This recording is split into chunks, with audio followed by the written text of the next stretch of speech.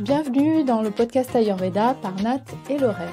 Notre objectif, c'est de partager avec vous, d'accueillir des personnes inspirantes pour aborder des sujets liés à la santé et au bien-être. Je m'appelle Nathalie, je suis praticienne en Ayurveda, j'accompagne des femmes spirituelles qui veulent prendre soin de leur corps, de leur cœur, de leur mental et du monde qui les entoure. Et je suis Lorraine, praticienne en Ayurveda, spécialisée en périnatalité. J'accompagne les femmes dans toutes les étapes de leur vie et de leur cycle.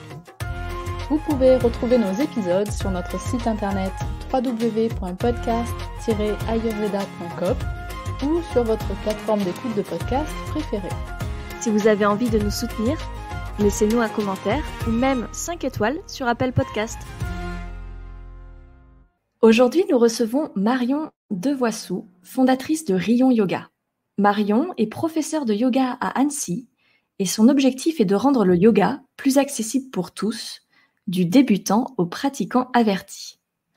Nous allons voir comment le yoga peut accompagner le sportif dans les différentes phases de sa pratique, de la phase de préparation jusqu'à la phase de récupération. Bonne écoute! Bonjour Marion, bienvenue dans le podcast. Bonjour, merci de m'accueillir. Je suis vraiment contente d'être là avec vous ce matin. Comment tu vas aujourd'hui Marion? Eh ben très bien, et vous? Ah bah super. Super bien. On est vraiment contente de te recevoir et de parler de yoga et de sport ensemble parce que on a plusieurs fois déjà dans le podcast abordé le yoga.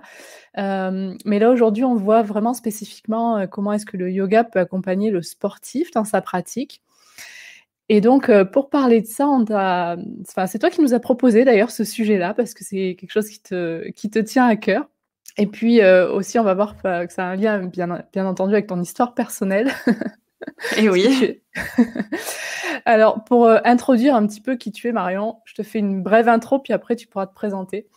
Donc, toi, tu as découvert le yoga à l'âge de 18 ans. C'est ta maman qui t'emmène pour la première fois dans un cours de yoga. Et là, l'expérience n'est pas forcément concluante. Et pourtant, 8 ans plus tard, tu passes ton diplôme de professeur de yoga. Est-ce que tu peux nous expliquer un petit peu ton parcours et comment ça s'est passé pour toi?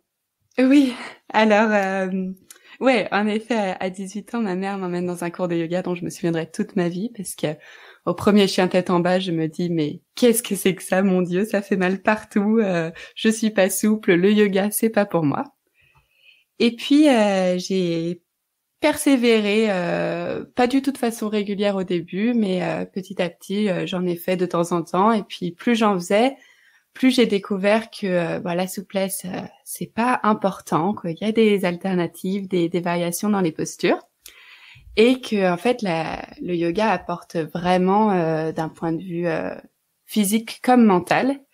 Et à côté de ça, je pratique beaucoup de sport parce que j'ai des parents très sportifs et je suis née à Chamonix, qui est une ville où le sport est vraiment fait partie de la ville. Et donc je pratiquais différentes activités et je voyais vraiment qu'au quotidien le yoga m'aidait beaucoup pour ces activités. Donc j'ai décidé de pratiquer plus régulièrement et ça a pris une place de plus en plus importante dans ma vie jusqu'à ce que je décide de passer le cap et de devenir professeur de yoga. Et ça, c'était en avril cette année, donc récemment. Super. Et du coup, tu fais du yoga avec les sportifs de Chamonix. Oui, alors un petit peu avec les sportifs de Chamonix et puis après je suis allée à Annecy, qui est une ville à une heure de Chamonix et où je pratique là-bas, où il y a beaucoup de sportifs aussi. Super. Alors du coup, aujourd'hui, on voulait un petit peu parler justement de l'impact du yoga sur la pratique sportive, des différentes phases de la pratique sportive, puisque c'est le sujet que tu nous as proposé, étant donné ton expérience et ton vécu par rapport à ça. Déjà, peut-être pour les personnes qui sont sportives, bon, je pense que les phases, elles les connaissent, mais pour celles peut-être qui se demandent, bon, c'est quoi les phases dont elles parlent, est-ce que tu peux nous dire quelles sont les différentes phases dans la pratique sportive? Oui, bien sûr. La pratique sportive, elle commence par une préparation qui est physique et mentale. C'est vraiment important de pas oublier le mental dans sa préparation pour le sport, quel qu'il soit. Après, il y a l'activité en elle-même. Donc, quand on est en train de le faire, hein, quelle que soit l'activité. Et puis ça peut être plus ou moins long selon le sport qu'on pratique. Hein. Si on fait de la course à pied et qu'on court un marathon, la pratique, l'activité en elle-même est très longue. Si c'est un combat de judo, ça sera plus court. Mais peu importe l'activité, il y a cette étape-là. Et puis après, très important, et on a parfois tendance à l'oublier, il y a la récupération après le sport, donc qui elle aussi est physique et mentale. Et il peut arriver aussi d'avoir quelques pépins dans le sport et quelques blessures, et donc il y a aussi une phase de rééducation possible dans l'activité sportive. Oui, et puis je précise pour cet épisode que t'es pas forcément en train de parler des grands sportifs. Ça concerne aussi des personnes qui vont pratiquer un sport collectif une fois par semaine ou un sport individuel une fois de temps en temps. Enfin voilà, ça concerne vraiment tous les niveaux de sportifs. Oui, tout à fait. Moi-même, je fais pas du sport à haut niveau et le yoga m'a vraiment aidé pour les sports où j'étais tout à fait débutante. Donc c'est vraiment adapté à toutes les pratiques, je pense, et à tous les niveaux. Ok, merci pour la précision. Et alors donc, est-ce que tu peux nous dire dans les différentes phases, donc la préparation, l'activité en elle-même, la récupération et puis au moins dans ces 3 phases-là, comment est-ce que lors de chaque phase, le yoga peut aider sur le physique et sur le mental? Oui, bien sûr. Alors, si on commence par le début, donc la préparation à l'activité sportive, il y a beaucoup de plans ou beaucoup d'aspects où le yoga peut aider. Le plus évident, je dirais, c'est sur le plan physique, parce que le yoga, quand on le pratique régulièrement, vient vraiment renforcer les muscles. Et donc, on peut se servir de la pratique du yoga pour venir travailler les muscles qui seront sollicités plus tard pendant la pratique sportive. Et ce que je trouve vraiment intéressant, c'est que le yoga, donc il y a plusieurs postures, des asanas, et chaque posture fait travailler des muscles vraiment de façon spécifique et différents muscles. Donc on peut vraiment cibler les postures qu'on veut travailler sur notre tapis pour que ça nous aide dans notre pratique. Donc ça, c'est plutôt pour des pratiques dynamiques du yoga, telles que le vinyasa, des choses où on vient vraiment activer les muscles. Et par contre, une chose importante à rappeler, c'est que ça vient pas en une seule fois. Hein, c'est pas en faisant un cours de yoga qu'on va être prêt pour son activité sportive. Donc, Zut alors. Ça serait trop beau. Faut compter bien sûr plusieurs mois. Mais un exemple que je peux donner, c'est par exemple avant l'hiver, si on pratique des sports de montagne comme le ski. Et ben on peut vraiment pendant tout l'automne faire comme un programme sur son tapis de yoga pour préparer la saison hivernale en venant vraiment travailler les cuisses avec des postures comme les guerriers, les fentes, les chaises, etc. Donc ça, je trouve ça vraiment intéressant.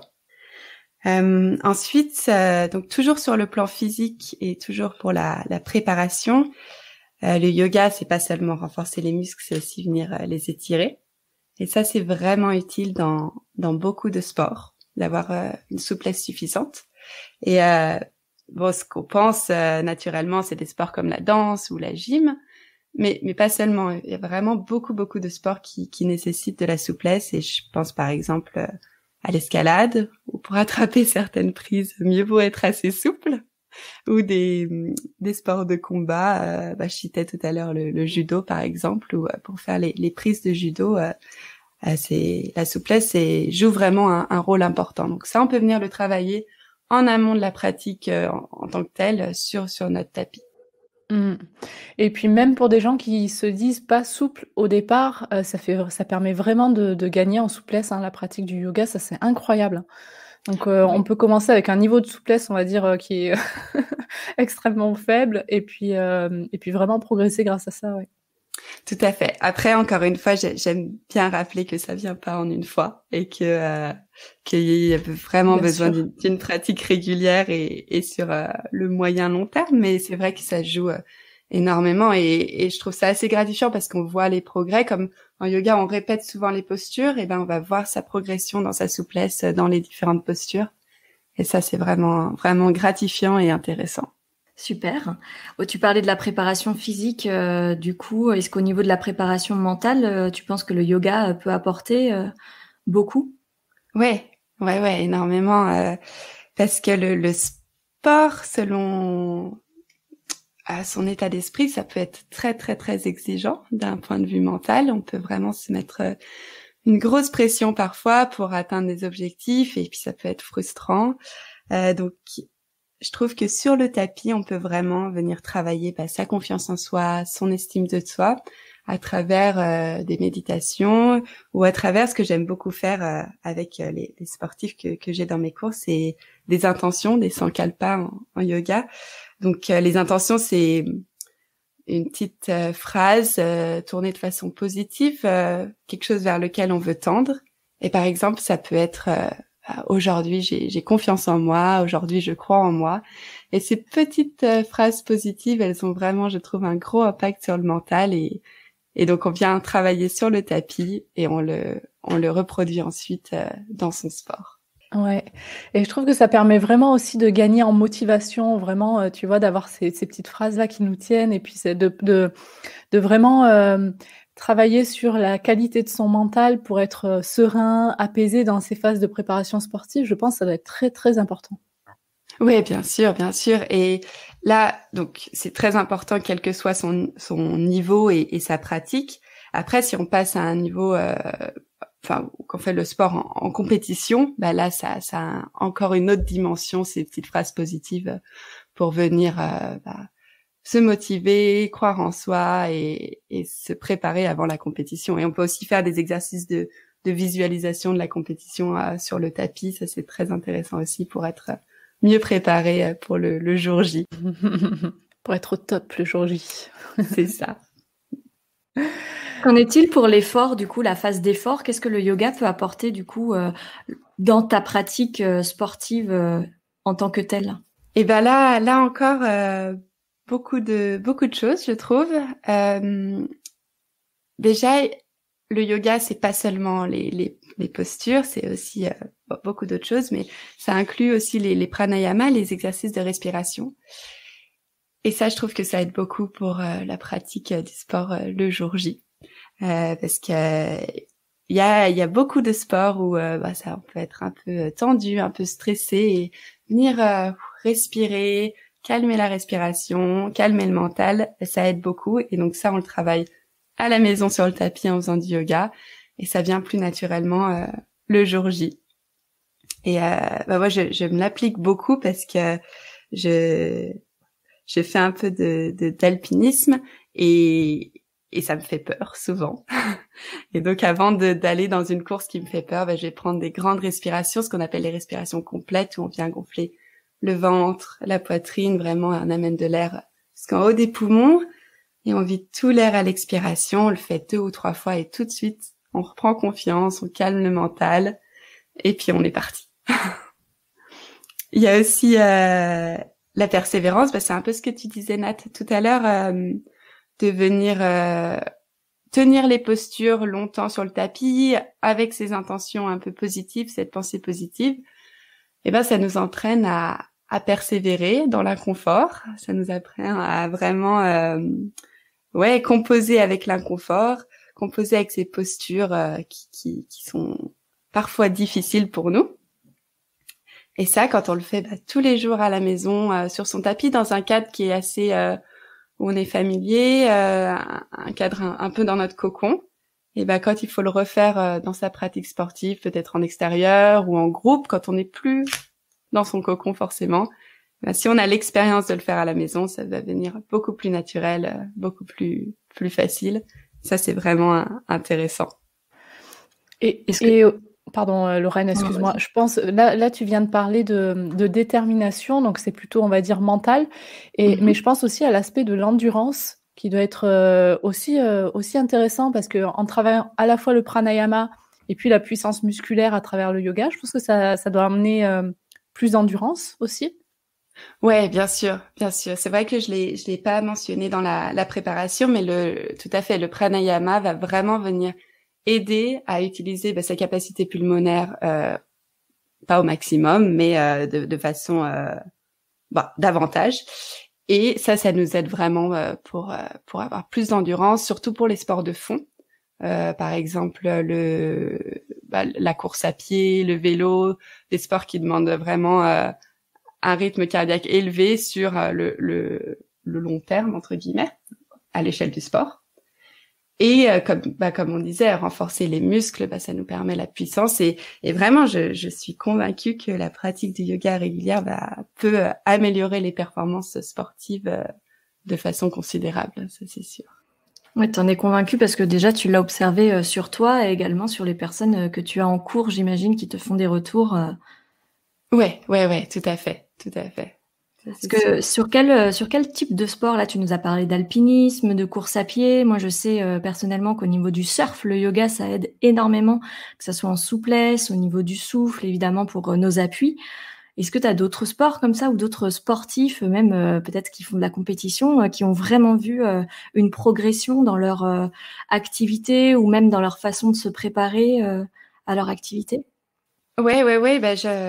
J'ai un de mes élèves qui fait beaucoup de judo en compétition et qui lui n'était vraiment pas souple à la base et qui la travaille progressivement. Donc il a vu un gros impact à ce niveau-là, au niveau de la souplesse et puis au niveau du mental, le travail sur le mental. Donc ça c'était très intéressant. Après j'ai aussi des skieurs qui là vraiment parce que le début de la saison de ski, comme je le disais tout à l'heure, peut être vraiment dur quand on n'a pas pratiqué, vu que c'est une période de l'année seulement, vu qu'on n'a pas pratiqué pendant 6 à 9 mois. Et vraiment venir travailler la préparation avec le yoga, ça aide beaucoup. Et tu parlais du surf et ça c'est intéressant parce que le yoga ça travaille aussi l'équilibre et la proprioception, donc la conscience de son corps dans l'espace. Et pour tous les sports de glisse, comme le surf, le roller, les choses comme ça, ça va vraiment avoir de la valeur ajoutée de venir travailler des postures d'équilibre sur son tapis pour pouvoir avoir plus d'équilibre sur son surf, sur ses rollers. Et donc là, les postures dont on parle, ça peut être l'arbre, les postures d'équilibre sur la tête, sur les mains si on les maîtrise, tout ce qui est les postures du corbeau, l'équilibre sur les mains, les choses comme ça, qui sont très intéressantes à travailler. Et encore une fois, il y a vraiment cet aspect de venir travailler ces choses-là dans un endroit où on se sent confortable sur son tapis, à la maison ou dans un studio, pour pouvoir après le refaire dans des endroits où on est moins confortable, parce que parfois, quand on est en surf dans les vagues, c'est pas toujours très confortable, donc c'est plus facile de venir travailler ça dans un lieu où on se sent en sécurité et en confort. Ouais, il y a des grands moments d'inconfort, voire de solitude même. Quand on est dans la machine à laver, dans la vague, oui, ça c'est... Ou de panique. T'as moins de risques dans ton salon sur ton tapis, c'est sûr. Voilà, tu te sens mieux. Et pour le mental, c'est important. Ok, alors après cette phase d'activité, quelle que soit la durée et l'intensité de l'activité, il y a ensuite une phase de récupération. Encore une fois, quelle que soit l'activité, même quand on fait une petite activité courte, il faut quand même une récupération. Donc, est-ce que tu peux nous dire comment, dans ce cas, le yoga peut aider? Ouais, tout à fait. Mais c'est vraiment important ce que tu dis parce que peu importe l'effort qu'on fait, il faut laisser il faut laisser du temps au corps, pour récupérer et c'est pas forcément du temps où on reste immobile. Il y a ce qu'on appelle la récupération active qui est très intéressante. Et donc, le yoga vient vraiment jouer un rôle ici pour récupérer de façon active, mais sans vraiment pousser son corps de nouveau, parce qu'il a déjà fourni un effort qui peut être conséquent. Et donc, là, on va passer sur des pratiques plus douces. Donc, autant pour la préparation, on était sur des pratiques assez dynamiques comme le vinyasa ou le hatha. Là, on peut passer sur des pratiques comme le yin yoga, qui va être très intéressant ici. Le yin yoga, pour ceux qui connaissent peut-être pas, c'est une pratique qui vient étirer les fascias et on va rester dans des positions où il y a peu d'engagement musculaire pendant de longues minutes, donc 3 à 10 minutes selon sa pratique. Et donc ça va vraiment venir étirer en douceur les muscles, les tissus cognitifs, tout ce qui a été sollicité pendant l'effort. Et on va venir enlever des tensions, débloquer les petites tensions qu'on a pu créer pendant la pratique sportive. Et un exemple que j'aime bien donner, c'est quand on fait des randonnées qui peuvent être sur plusieurs jours, qu'on porte un sac à dos assez lourd, qu'on dort peut-être dans une tente et que c'est pas très confortable. Et ben souvent on a mal au dos après ça. Et donc vraiment le yoga peut venir aider ici pour étirer tous les muscles du dos, les trapèzes, etc. de façon très douce.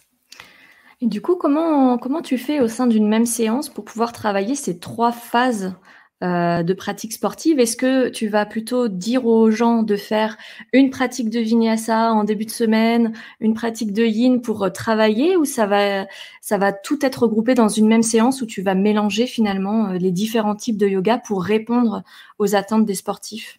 Alors, quand c'est en cours particulier, c'est ce que je préfère parce qu'on peut vraiment cibler les besoins du sportif. Là, je m'adapte à où la personne en est dans sa pratique. Est-ce qu'on est dans la préparation, récupération, etc. Quand on est en collectif, on doit s'adapter un petit peu plus à tout le monde en cours collectif. Et donc là, ce que j'aime faire, c'est intégrer un petit peu chaque aspect dans une séance. Donc commencer par quelque chose de très doux, où on vient travailler le mental, par des petites méditations et des étirements tout en douceur. Passer sur du vinyasa où on vient plus renforcer les muscles en disant à chacun, adapté à où vous en êtes dans votre pratique, est-ce que vous avez besoin de récupérer. Donc je donne beaucoup de variations, beaucoup d'alternatives pour pas que les gens qui sont en récupération aillent solliciter de nouveau ces muscles qui ont déjà fourni un bel effort. Et après, j'ai fini sur des pratiques plus yin, plus douces en fin de séance, parce que même si on n'est pas dans sa période de récupération, bah, ça fait quand même du bien de venir étirer en profondeur les muscles qui vont être sollicités. C'est pas contre-indiqué du tout, au contraire, on vient travailler la souplesse, donc ça aide aussi. Oui, et après, c'est vrai que je pense que les postures qu'on a apprises, entre guillemets, sur le tapis, on les utilise aussi naturellement, hein, pour ceux qui font, par exemple, de la course à pied. Ben, après avoir fini ta course, tu vas, en général, naturellement, tu sais, étirer l'arrière des jambes en mettant les mains, en descendant les mains jusqu'aux pieds. Tu vois, c'est même des choses que même des gens qui pratiquent pas le yoga savent faire, parce que c'est des postures d'étirement aussi. Bien sûr, et je suis intimement convaincue que notre corps sait ce dont il a besoin, et que si on apprend juste à s'écouter et à se donner le temps de faire ce que notre corps nous demande, ben on fera les bons gestes. Donc ouais, faites les étirements que votre corps vous demande avant le sport, ça aide vraiment. Exactement. Et est-ce que dans la phase de récupération, il y a une partie aussi où le mental est important? Oui, bien sûr. Comme je le disais tout à l'heure, le sport, selon comment on le pratique, ça peut être parfois frustrant. On parlait du surf où si on a fait une session et on est allé dans les vagues et on n'a pris aucune vague et on a fait que être retourné sous l'eau, et ben là, la confiance en soi, elle en prend un sacré coup. Et là, on retourne sur notre tapis, on retourne en studio de yoga et on vient retravailler tout ça, la confiance en soi, comme je le disais, un peu de la même façon que pendant la préparation, avec des méditations, des visualisations, des sankalpas, des intentions. On se dit qu'on a confiance en soi, que tout va bien, etc. Et il y a aussi l'aspect inverse, où, imaginons, on a fait ce qui est pour nous un exploit sportif, ou alors on a fait une compétition qu'on a gagnée et on est super content de soi, donc ça c'est super. Mais on peut aussi peut-être perdre un peu pied, et là le yoga va nous permettre de venir travailler son ancrage, sa modestie, et nous permettre de vraiment garder les pieds sur terre pour continuer dans notre progression et pas aller trop loin, croire qu'on peut tout faire et risquer de se blesser. C'est pour les types Pitta, là, en Ayurveda. Les Pitta ont tendance à ceux qui ont du Pitta dans leur constitution à aller beaucoup trop loin, en fait, soit dans la compétition avec l'autre ou dans le dépassement de soi. Et ça, c'est quelque chose qui peut aussi, le yoga peut aider à calmer ça. Voilà, tout à fait. Et puis venir vraiment se poser sur son tapis, avoir une approche un peu plus yin, un peu plus douce, après l'effort yang qui était très actif, revenir un peu équilibrer tout ça. Et tu parlais de persévérance et je voudrais revenir aussi à ton expérience avec le yoga au début, où tu disais que tu as participé à un cours et que finalement, bon, c'était pas trop ça, mais que tu as persévéré. Qu'est-ce qui fait dans le yoga qu'on persévère, qu'on arrive à persévérer sans se sentir trop frustré? Qu'est-ce qui, toi, en tout cas, t'a parlé dans le yoga qui t'a permis de développer cette persévérance aussi? Là, je trouve que le professeur qu'on a au début joue beaucoup. Joue un rôle très très important. Et là, donc le professeur que ma mère m'avait emmené voir était extraordinaire et m'avait vraiment poussé sans vraiment me pousser, mais planté les petites graines dans ma tête pour me dire ça serait bien si tu persévérais. Et c'est vraiment une approche subtile qui est pas facile à avoir en tant que, là, je parle en tant que prof, qui est pas facile, c'est un travail à faire pour ne pas brusquer les gens, pour leur suggérer voilà de façon subtile que c'est vraiment quelque chose de bien pour eux, qu'ils n'ont pas besoin de se sentir mal au cours de yoga s'ils n'arrivent pas à faire une posture. Ça, c'est vraiment tout l'aspect. Le but du yoga n'est pas la posture en tant que telle, mais vraiment le chemin pour y aller et le mental derrière et être bien ici et maintenant, etc. Donc voilà. Donc je pense que le prof a un rôle extrêmement important à jouer. Et puis après, le yoga est gratifiant dans le sens où une fois passé cette période où on sent on est dans la douleur, dans les postures et on se demande ce qu'on fait là, très vite on apprend à redescendre d'un cran et à venir écouter son corps. Et là, c'est super gratifiant très vite. Et donc ça pose vraiment à persévérer, je trouve. L'inconfort, oui, la douleur, non. C'est ça. Ok. Alors, on a abordé un petit peu les 3 phases donc de l'activité sportive, la préparation, l'activité, la récupération. Ça nous a permis de voir un petit peu comment le sportif pouvait vraiment développer les qualités dont il a besoin, la puissance, la souplesse, la détermination, l'endurance, tout ça. Mais malgré tout ça, parfois, il y a des petits coups durs dans la vie d'un sportif. Il peut y avoir quelques difficultés. Je pense notamment à des blessures ou des échecs, des choses comme ça. Et là encore, le yoga peut venir, je pense, beaucoup aider dans la pratique. Ouais, tout à fait. Tout à fait. Quand on se blesse en sport, ça peut être vraiment très, très frustrant parce que souvent, quand on fait un sport, c'est qu'on aime ça et donc on a envie de le pratiquer plus. Donc, c'est vraiment une période après la blessure de frustration où on se sent pas très bien et puis on a mal physiquement. Et donc, venir pratiquer le yoga de façon très, très douce, ça peut aider pour tout cet aspect mental, d'accepter la blessure, d'accepter le fait que on va pas pouvoir faire ce dont on a envie de faire pour les prochaines semaines, mois. J'espère pas années, ça dépend des blessures. Après, voilà, il y a des choses qui arrivent dans la vie. Et donc voilà, le yoga va vraiment nous aider à accepter. Et si, même si on ne peut, on est blessé au point qu'on peut pas bouger, et le yoga peut aider ici, parce que avec tout ce qui est aspect méditation. Donc on peut commencer par là, sans forcément bouger. Et puis après, dès que notre corps commence à se remettre, à se rétablir tout doucement, on va pouvoir commencer à pratiquer un yoga très doux avant de pouvoir pratiquer de nouveau son sport. Donc, ça nous permet de nous remettre en mouvement de façon douce et lente, en conscience de son corps.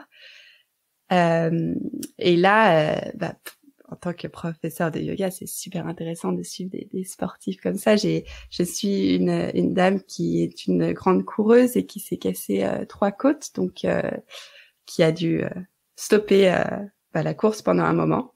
Et donc là, on vient bouger tout en douceur la cage thoracique, le dos et tout ça pour éviter de sortir de sa blessure et d'avoir un corps qui ne suit plus parce qu'on l'a pas bougé pendant longtemps.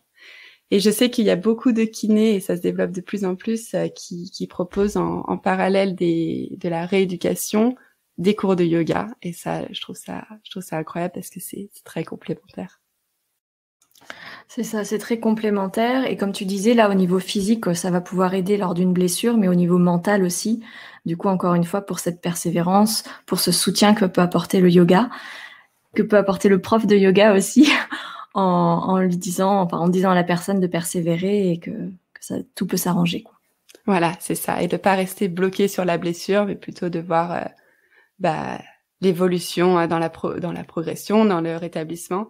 Et puis aussi peut-être essayer de comprendre les causes de cette blessure. Est-ce qu'on est allé trop loin? Est-ce que le mental ne suivait pas? Voilà.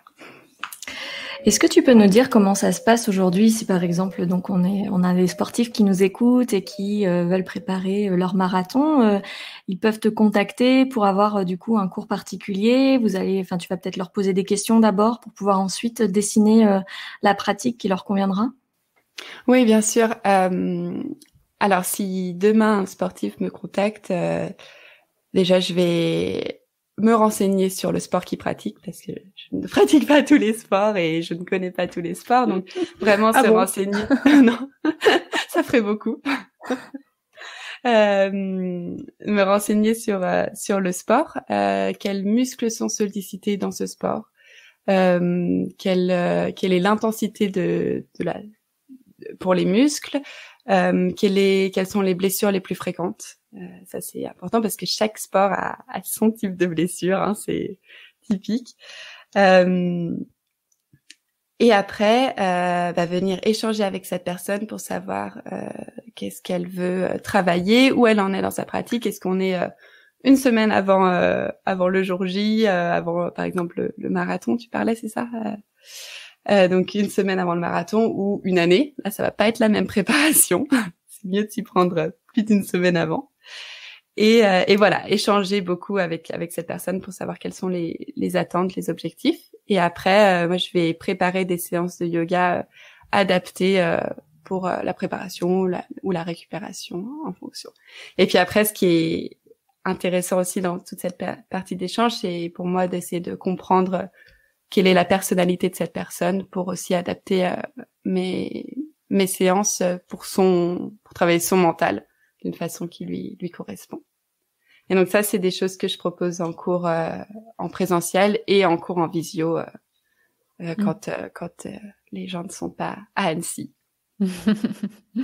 Et oui, les cours en visio se sont beaucoup développés, donc et puis c'est tant mieux parce que comme ça des gens peuvent te contacter qui auraient peut-être pas eu accès à toi autrement. Voilà, ça aide beaucoup. Faut voir les bons côtés de la visio. C'est ça. Ok. Est-ce qu'il y a encore quelque chose que tu voudrais partager ou peut-être un petit mot à dire aux sportifs débutants ou avertis?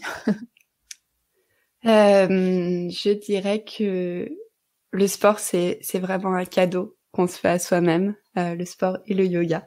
Parce que vraiment, on apprend tellement à se connaître sur le tapis et dans la pratique sportive.